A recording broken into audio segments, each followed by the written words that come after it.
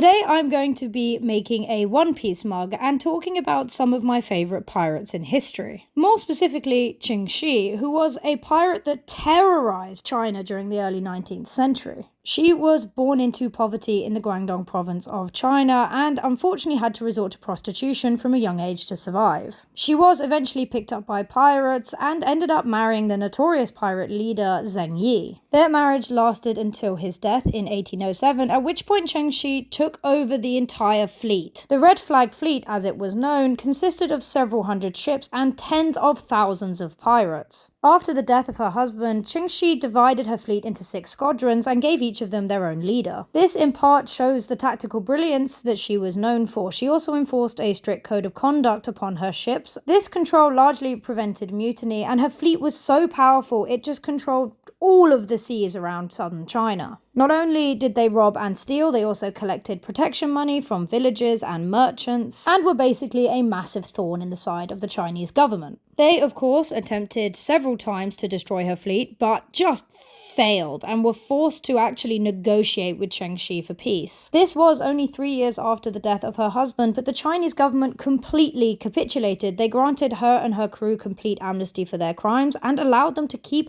all of the loot and retire peacefully. This is frankly insane. This woman won the game. So what did Qin Shi do with the rest of her life? After all, she was fairly young at this point. Only 35 years old, and now, if not the richest, one of the richest women in China. Well, you'll be happy to know she took Bender from Futurama's advice and went and started her own gambling house full of blackjack and hookers, or whatever the Chinese version of blackjack was in that era. She managed to live an incredibly comfortable life until her death in 1844 at the age of 69.